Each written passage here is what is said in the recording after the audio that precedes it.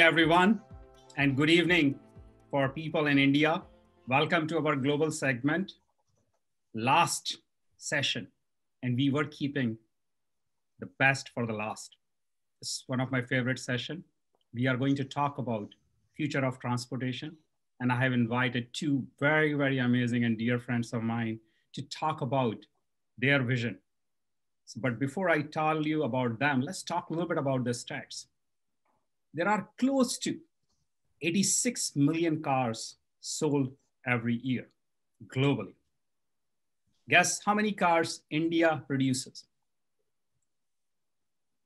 India is doing close to 4.4 million passenger cars and light trucks. In US, the number is 4.7 million plus 17 million light trucks. Look at the contrast. 1.3 billion population, and in America is 300 million population. So what are the challenges? So when I start talking about it from my panelist, it was very interesting, and we agreed on three key areas we should think about when we talk about future of transportation.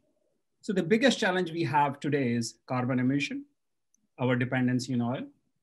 Number two is sustainability, because in India, several states, you can't drive car after 15 years. So you have this large chunk of metal, which cost thousands and thousands of dollars to create.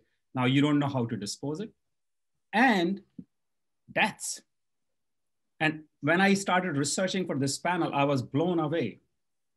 There are 1.35 million deaths due to road accidents.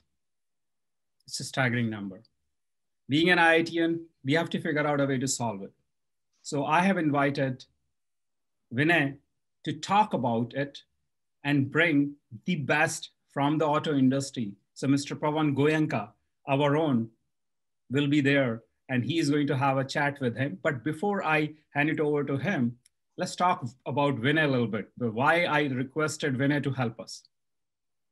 So Vinay has done a startup in India. So I was thinking about what is that a startup? So in 1995, Mahindra and Ford created this small, tiny company. And Vinay was in the core team, managing team. It was a very little company with the vision to create something new and phenomenal. I'll let him talk about it. Vinay, floor is yours. Thank you, Sanjeev. And it's a pleasure to be amongst all of you. I can tell you, how amazed I was at when, Sanjeev introduced us to the fact that he's going to get everyone around the world together as much as possible on this one platform. And I think if there's one thing that, while we all talk about the sort of all the bad things that are happening with COVID, I think this is the most amazing thing that's happened in terms of being able to get the whole world together in a very easy platform. And I think we're going to see some of those changes also in the auto industry, which we'll talk about later. So yes, there's a lot of changes happening, and I think it'll be wonderful for understand it from a very Indian context and how varied it is between what's happening in India and what's happening in the rest of the world.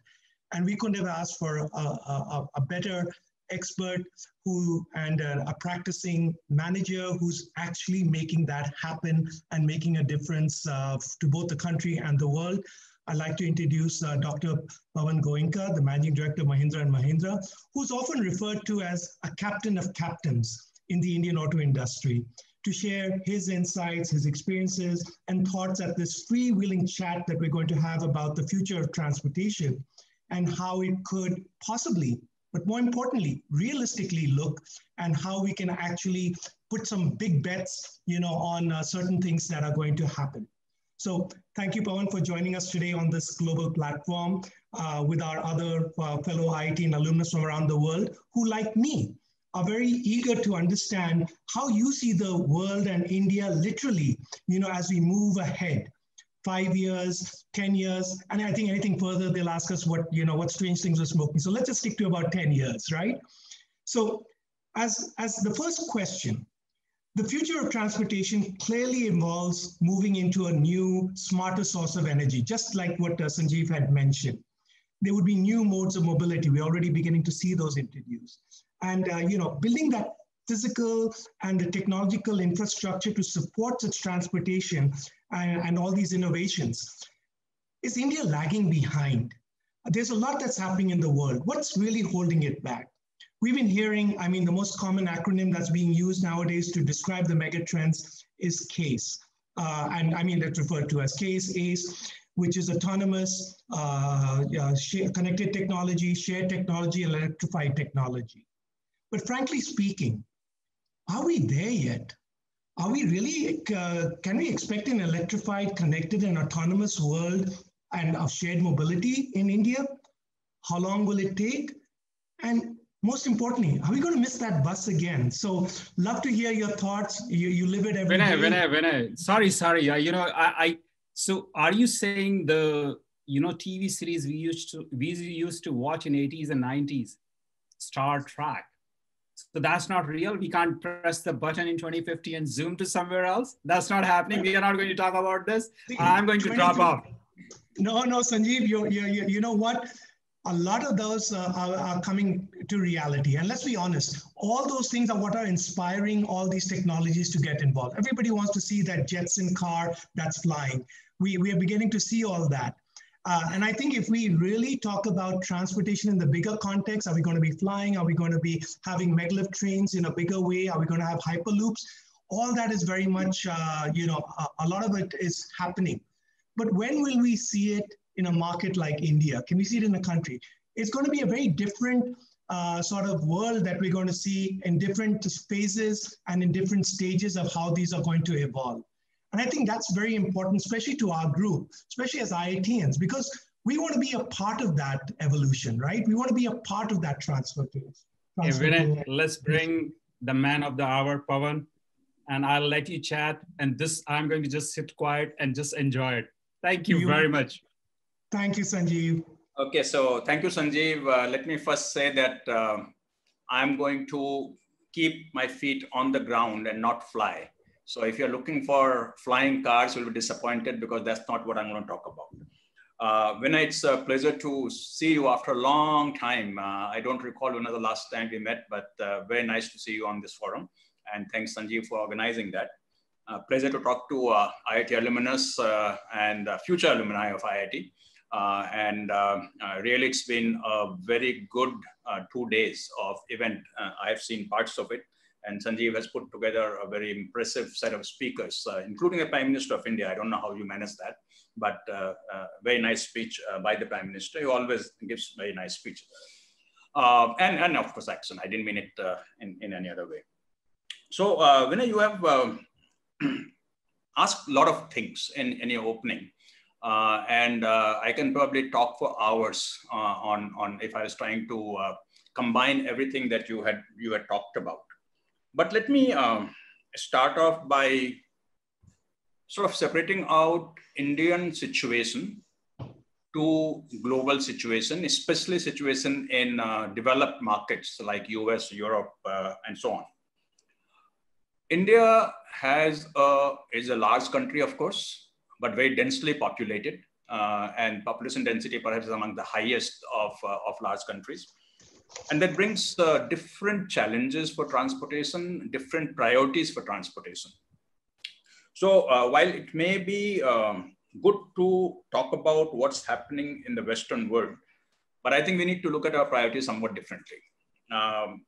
So let me sort of talk about 5-6 bullet points of how India's need right away. So let me first talk from 0 to 5 years before we talk beyond 5 years. How India's need right away are different. Sanjeev mentioned about accidents. Every day there are some 1,300 accidents in India, serious accidents. Every day about 400 people die, which is the highest number anywhere in the world. And it's certainly not a distinction that India would like to have. So perhaps in the short term, our biggest need is how do we make our transportation safe? Safe for people in the vehicle, safe for people outside the vehicle. Now, fortunately, India has made big strides in the last 2-3 years. Our safety norms for our vehicles have become almost same as Europe now. But we still have to work quite a bit on discipline of road uses, discipline of car uses. And unless we do that, just making cars safe will not make the accidents go away, will not make fatalities go away. But a lot of stride, a lot of quick sort of movement is happening in that direction. Second difference for India compared to Western world will be in emissions, tailpipe emission. And clearly, with the implementation of the latest emission norm called BS6 in India, for those of you who are not familiar with it, it's equivalent to Euro 6. India has more or less caught up with Europe, but we have a large number of very old vehicles still on the road. So while the new vehicles are clean, the old vehicles still are pretty dirty in terms of tailpipe emission, and India has to somehow get those vehicles off the road, which is not easy because of affordability of new vehicles in India. And therefore, government is looking at a scrappers policy to incentivize sort of scrapping the old vehicles and looking at new vehicles. So that's sort of going to be the second difference for India. For India, the oil import is a very big drain on its economy in terms of trade balance. About $130 billion worth of oil import, that is about 25% of import for India is for oil. And therefore, use of renewable energy, clean energy is even more important for India than for many other countries in the world. The road infra is clearly strained. And not only strained, there are still vast parts of India where we do not have good motorable roads. And it's estimated that the investment required to get the road infra to the level where we could have ease of transport moving from point A to point B runs in, I don't know the number, but it runs close to $1 trillion or thereabouts. So very large number. The fifth difference, I think, is the accessibility and affordability of transportation.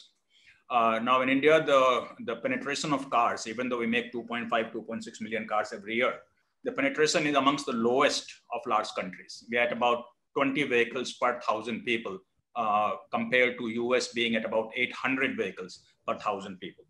So the accessibility and affordability is very poor, and therefore that's another area of focus that India has to have. So if I was to start off, Vinay, with what you said, ACEs, that is autonomous, connected, electric, and shared, which is what gets talked about in various conferences, seminars, webinars. In India, I would change that slightly and not say ACEs, but say access, which is ACCESS, double C, double S. And A in case of India, I would say is not autonomous, but, and we can talk about autonomous, but not autonomous, but accessible. One C is clean, another C is connected, E is electric, S is safe, and another S is shared. So in India, the needs are somewhat different than what we have talked about. And then we can get into each one of these things as you sort of deem fit. But I would say that's what we need to focus on in India in the short term, 0 to 5 years, and then 5 to 10 years. So I'll stop here and give you a chance to come in, and then we can move forward. No, that's sort of you took us through an amazing timeline there, Pawan, about the whole journey that we've gone through as a country. And I think the real thing that's going to come, I think, into play, especially what I think all of us in this forum are going to be really interested in as IITians, and those that are looking to change the world and also to bring in technology that will be very relevant, right, to this industry. So when you see a lot of the things was accessible, clean, connected. Now, I think the world is beginning to see a shift where more than automotive OEMs, so manufacturing, the power and the real innovation is happening in the technology side. And technology is being referred to mostly, as platforms where we see a lot of it is based upon the shared mobility, the applications and all. But the real technology, which is in the powertrain, which is in the materials, which is more in terms of the speed and to be done at an accessible and affordable way. There's a big difference, I think, what's happening in the rest of the world and what's possible here in India. So as a manufacturer and as a leading OEM in the country, where and personally, Where would you put your bets on? Which is that technology that'll really make the change in the next 5 years, for example? So Vinay, the world is changing so rapidly that we really don't know where to put our bets anymore. If we had put our bets a year ago someplace, today those bets will be all sort of in losses, right? But let me say that in this regard, there may not be as much difference between India and Western world. Okay, let's talk about R&D.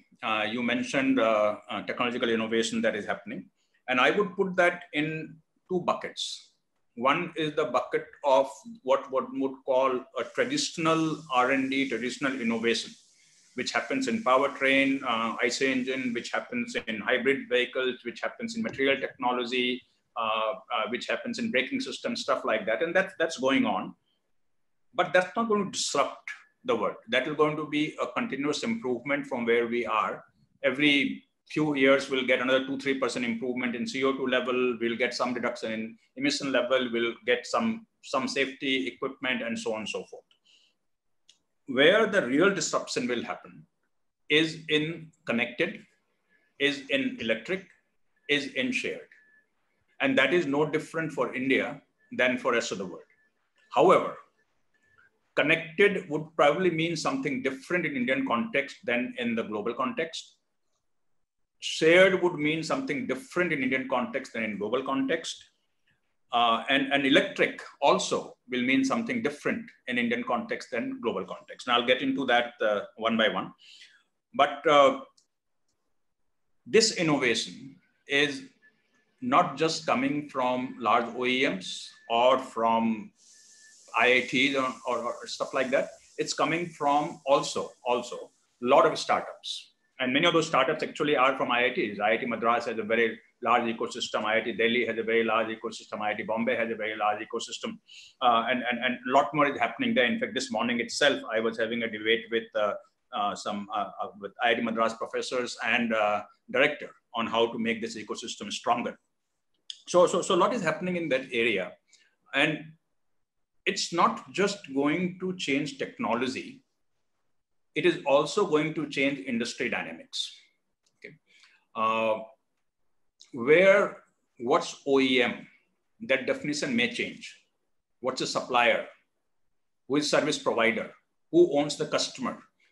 Today, mostly OEMs own the customer, but tomorrow I don't think OEMs will own the customer. There will be the sandwich layer in between called MaaS, mobility as a service. And those service providers will own the customer. And once that happens, the whole dynamics changes, because we all know that the group or the company that owns the customer has the upper hand.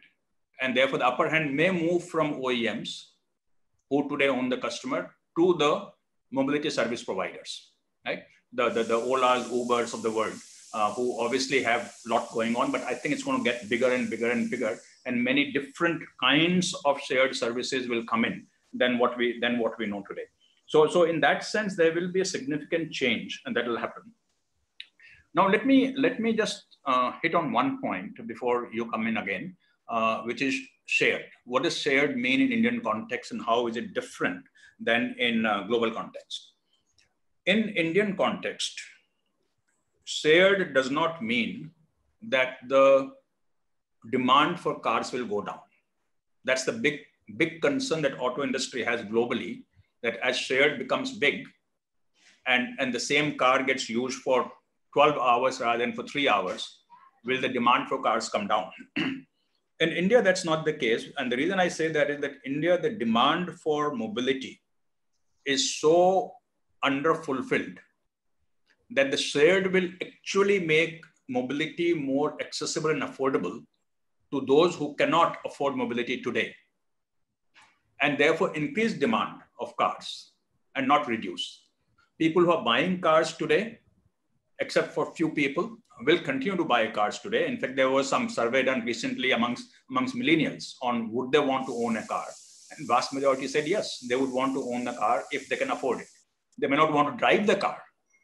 They may still want to take a Ola or a Uber, but they want to own a car, right? So therefore shared in India will actually going to fulfill the need of mobility rather than reduce the size of the industry. Though winners and losers will change, there will be many startups that will come. One of the things the electric vehicle does is it reduces or diminishes the entry barrier. A lot of people can easily come into certain segments, not all segments of mobility, and start providing mobility either as a product or as service, or many of them are coming in now with the components that go into electric vehicles and competing with the big guys in the world. The small startup with 10 people started 3 years ago can give a run for the money to large established suppliers of BMS, VMS, motors, batteries, and so on and so forth. So therefore, you will see that nothing is guaranteed. Nobody can say that I'm a large company, $100 billion, nobody can touch me. In 5 years, that 100 billion could become 10 billion, could become 1 billion, you could disappear. And that's what each company has to look into. Whether you're in India, you're in Germany, you're in US, you're in Japan, does not make a difference. The whole startup ecosystem, with the change that is happening of connected, electric, and shared, these three changes are going to totally disrupt the dynamics of the industry. Very true. And I think we're already does that make sense to you, Vinay? You are a veteran in the industry. What do you think? Oh, yes, absolutely. I think the disruption is actually happening because it's now it's a customer requirement. I think the 2 points that you made, especially with regards to accessibility, the ownership of a car. Yes. The reason why we are so low is because it's still the economics of owning a car and all the taxation that come along with it really still makes it very difficult. And I think while millennials, the whole population is growing, we're seeing more migration towards cities. And we definitely are going to see a lot more users who are going to look at both options, the ownership as well as the shared options. And I think it's going to be a hybrid. You're going to find people who may want to have a certain type of vehicle for the week when they're working, and they want another type of vehicle for the weekend when they want to drive, intercity. We're going to see a whole lifestyle change that's going to emerge as we also get to the new millennial group of customers. So I don't think all OEMs have quite figured out the change that technology is going to bring to it. I think they're looking at it from a user pattern. And that's where I think most OEMs already have a strategy today of being in the business of mobility. They're no longer calling themselves, we're in the business of manufacturing and launching new cars or trucks. It's now about mobility, it's about transportation. That whole definition and paradigm has started to shift, and the whole business model is now based not on a per piece cost, but on a per mile kind of usage, and also the utility of that asset. Is it used 20%? I mean, that is really the big resource sucker, that it takes away all that capital, but actually just use 10 or 15 or 5% of the time. So there's a lot of work that needs to be evolved in that area. Oh, where I'd like to now, take our discussion to is that this whole, integration that's required for all these technologies to come together. As you mentioned, there's a lot of stakeholders. You can have an electrified technology. You can actually have the suppliers. It's so much easier with the fewer parts. But will we have the charging stations? Will we be able to actually bring about the kind of infrastructure that is required across the country to be able to deliver that? How will OEMs and the public policy come together to make for something that could actually facilitate this expansion? And one last point is that, do we see more and more sort of involvement also with OEMs, with institutes like IITs, working collaboratively to develop technology to make sure that this integration between the public policy makers, the manufacturers, bring, there's some harmony that comes in, we have some common standards. Otherwise, each manufacturer and each technology is doing their own thing. They need to come together somewhat, don't they? Yeah. So Vinay, to really able to answer this question or get into this debate, one has to understand the evolution of Indian automotive industry and then put that into context. Now, Indian automotive industry had like 3 phases, I would say. Pre-Maruti, pre-liberalization and the phase that we are in today, right? And Maruti, in a sense, at that time, redefined what Indian automotive industry was. Those who are old enough would know that at that time you had to book a car and wait for 5 years to get a delivery, right? Maruti for the first time came in and said, look, we're going to make cars available at an affordable price to upper middle class. Right? And that was like a big change that happened. But what did Maruti do? Maruti did not start at that time, at least, doing any kind of R&D, product development, engineering in India. It was all Suzuki. What they did was they bring in supplier base. In many cases, suppliers came from Japan, made joint ventures in India with Indian suppliers. And that's how the whole Indian supplier base started in mid-80s. The second phase was when India liberalized its economy in 1991. And this is when many of the OEMs, including GM, Ford, all of them started coming into India. And it was not until about late 90s that we had a significant critical mass of auto companies that were existing in India. Today, of course, we have almost every company in the world that has a presence in India because nobody wants to lose out on this market of 2.7, 2.8 million vehicles and still under-penetrated market. Okay, and then we saw the sort of, but even in this time, when all the MNCs came in, nobody designed cars for India. They all brought in a model from somewhere. They did a CKD operation. They did some sourcing in India, but mostly imported and made the cars.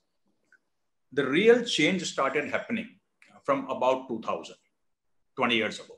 And 20 years ago for an auto industry is not as long as one might think in an IT industry or electronics industry. Maybe I'm thinking old time, and maybe the new startups will say 20 years is very long even for auto industry, but I'm about to retire, so I can still say that. Now, what happened from 2000 to 2020 is when the real growth of industry happened, not just in terms of volume. Volume is just one part of it, but in terms of the industry maturing to a level where India could design cars, India could develop and test cars, India could manufacture every component that goes into a car, and India could export cars and get to the world-class quality. I wouldn't say it is at the level of where we want to be right now, but certainly reached a point where we can export cars. In fact, Vinay, your ex-company Ford exports to USA. The only company that exports from India to USA is Ford Motor Company, and EcoSport is sold in US in 40,000-50,000 a year. So in this time, when technology came in and we started doing product development, and now today, almost every major OEM who is present in India has R&D center, or I would say product development center in India, with thousands of employees who are working there doing product development for India and helping in global product development. There are very few cars that are launched today in India, and this is a very major change, and people outside may not appreciate this change. There's no car that is launched in India which is not designed for India. No company can, and I'm not talking about the Mercedes and Audi, which are those are very high-end cars. So I'm leaving that out. I'm talking the mass market car. Nobody can succeed in India by launching a car that is not designed for India. You will never meet customer expectation. You will never meet cost targets. You will never meet regulation for that matter, right? So every car sold in India is designed for India, and more often than not, designed in India. And that's a very major change. And now that is bringing out the R&D that you're talking about, the ecosystem that we are developing for R&D. Now, so, Pawan, so this is a very interesting question, and I'm getting some WhatsApp messages and everybody's loving what you're saying. So question I have is interesting for you. So one is what you are saying, we have a driver driving your car. So people normally don't drive the car. So that change is very interesting. But funny thing is people sit on the back seat and they take their sleepers off or shoes off. Is that one of the criteria to have a car in India? The what? Sorry, I missed that part. So most of the people, they take their shoes off and they they put their feet on the seats in the back seat. So do you need a space to store your shoes there? Sleepers there? What is the Indian standard? You said an interesting thing, but this is not making any sense to me. Okay, the roads are different. It's the same thing. I think you are talking like the way I used to hear when I was in US, lived in US, that are there cows on Indian roads? Yes, there are cows on Indian roads. That doesn't mean that Indian roads are full of cows, right? So there will be some people like the ones that you have just talked about, but I don't recall ever taking off my shoes and putting my feet up. Or anybody traveling with me who's taken off their shoes. Taking off my shoes, yes, but putting my feet up, no. Right? So Pawan, on a serious note, tell us a little bit more. What is the India criteria? There's a very important thing here. The reason many of the global cars have failed in India, because they were designed for the driver. To succeed in India, the cars have to be designed for the second row passenger. The second row passenger would occasionally drive the car. It's not that they won't drive the car. But if you don't provide comfort in the second row, you cannot succeed in your car. The owner's seat is second row left. Correct. The second row left seat has to be the most comfortable seat in your car. Second row left. That's the owner's seat. That's interesting. That is interesting. And Sanjeev, if I can add on, if you look at all Mahindra cars, that is the most comfortable seat that we have. So massage chair is not in the front, it's in the back. That is correct. Interesting. And Sanjeev, I can tell you that these are the things that global MNCs realized, that Indian consumer is very different. And Indian requirements are very different. And today, a car design in Korea, for example, if it's not done with India in mind, would not have that much focus on the second row, because in Korea, everybody drives the car. Second row is used only by children, right? Or occasionally by friends and relatives. So okay, coming back to Vinay's question on R&D, it's a very, very important question. And I would have to admit that the R&D penetration of cars being designed in India coming from Indian R&D is very little. All the multinationals more or less depend on R&D being done somewhere else and bringing it into the Indian product development. And Indian MNCs also tend to bring in technology and R&D through consultants or joint venture partners from somewhere else. Every Indian company has a partner, right, of some kind, not an ownership partner, but there's a joint venture somewhere that something has been done. And if there was one thing that I would like to say that Indian automotive industry now has to do, we have come a long ways from where we were in late 90s to where we are now, is to really bring in the R&D element, which is done in India, creating IP and bringing that IP into Indian car. Just like we said earlier, that a car not designed for Indian consumer will not succeed in India. We also have to say that a car that does not have Indian R&D is missing out on something that is unique for India. And I'm beginning to see that happening, but I would have liked to see it at a much higher level today than where it is. And IITs can play a very big role. And let me say this very, very unambiguously, that the R&D capability of IITs is one of the most underestimated capability. Since I am associated with IIT Madras and IIT Bombay now also, I kind of see what is happening there. And I can tell you, those of you in USA, that the IIT capability and R&D capability in IIT is comparable to most US universities, even the top ones. What we do not have is a good marketing of that R&D. We have very little funding. I mean, you would be amazed that IIT Madras, as large as it is and one of the largest R&D budget that any IIT has, the total budget is less than $100 million. Less than $100 million total budget with 800 faculty members. You can imagine how under sort of budgeted R&D is.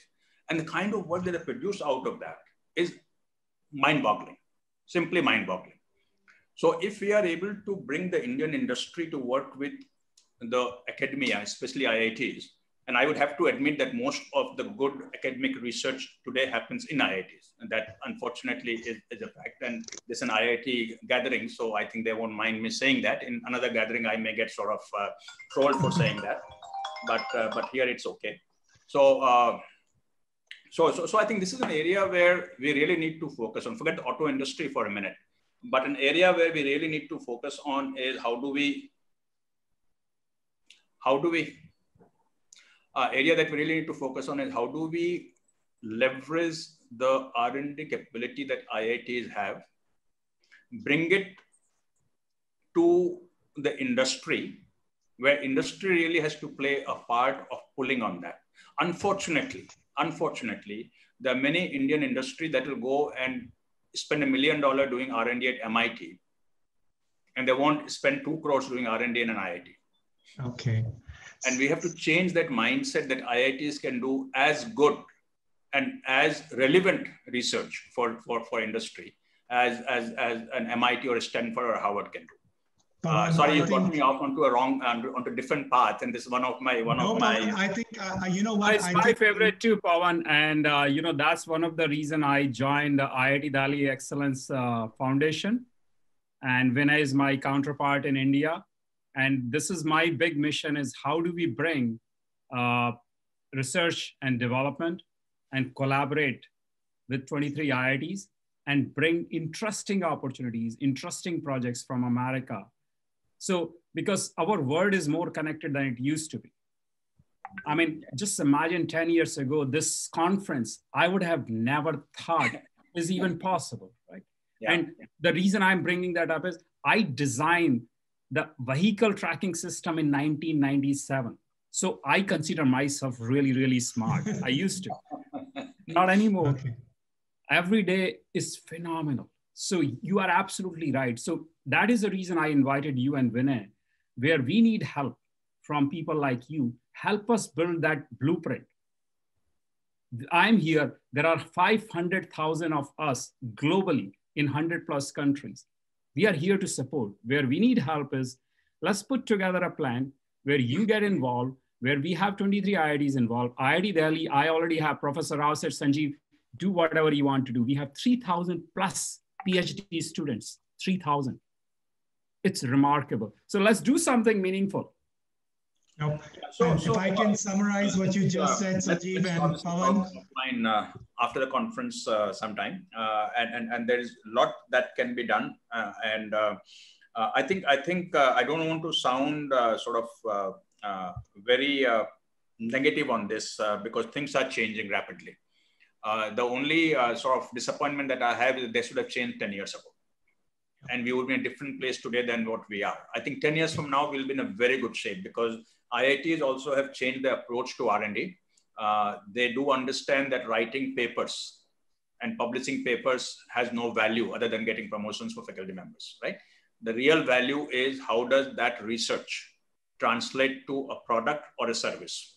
If it doesn't translate to a product or a service, it's of no value beyond a certain point, right? And that is really the realization has happened already. And when I sit in the board of governor meeting at IIT Madras or even IIT Bombay now, nobody talks about courses. That's given, right? Academic excellence of IITs is given. You don't have to talk about it. BOG members don't have to discuss that at all. Right? What we discuss is what are we doing for R&D?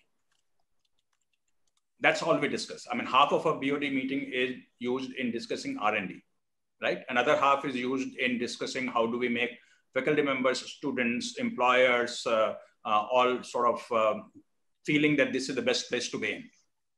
And therefore, a lot is changing there. And the IIT Madras Research Park, IIT Bombay Research Park, IIT Delhi Research Park, these are infrastructure that have been created in the last 10 years.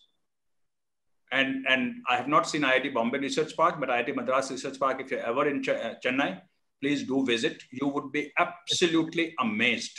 I have seen it. It's phenomenal, Pawan. But we can sit and talk to you for hours, Pawan. I can't even tell you how excited I am. And thank you very much to both of you. We have to close our panel, but we saved best for the last, and you two have delivered. Thank you for that. And let's talk after offline. I am really passionate about it, and we are going to do a phenomenal Sanjeev, if I can just make one last statement, the validation that Pawan has just given, that the future is in our hands. We just have to have that confidence and that collective effort all together. We have the resources and the platform with our institutes. If we put it all together along with industrialists such as Pawan and others, anything is possible in the next 10 years. So let's keep at it. Let's do in 5. IIT alumni can change India. Thanks. Pawan, we put together a global segment in less than 2 weeks. I think we can do in 5, not in 10. All right. We do impossible things. Thank you.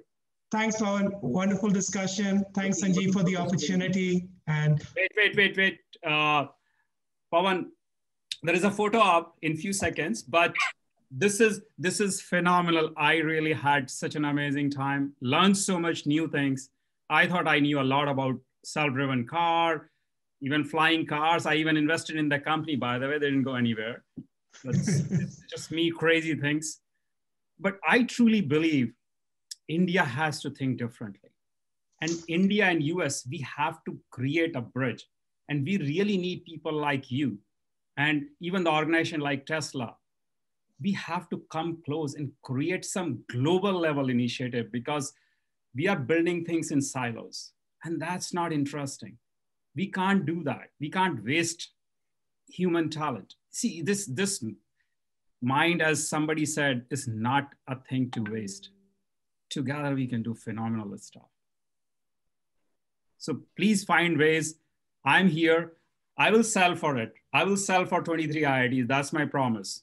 And I think I'm a heck of a sales guy. I sold both of you, and I sold 500,000 IIT to make me the conference chair. What are my credentials? So it's fun. It's so much fun. And I'm repeating again, we put together this global segment literally in less than 2 weeks. And look at the speakers we got. I mean, I am blown away what we did. And thanks to my global segment chair, Kalpen and Rohit Koshi. These two guys are like tireless. Rohit hasn't slept in the last 1 week. So yes, I disagree with you. We will do it, and we'll definitely do it, but we need a lot of support. I hope you can find time for us, and together, let's really make it happen. IIT 2020, as I'm telling everyone, it is a movement. We have started a movement. This is not just a small Pan IIT USA initiative. We have sparked phenomenal opportunities.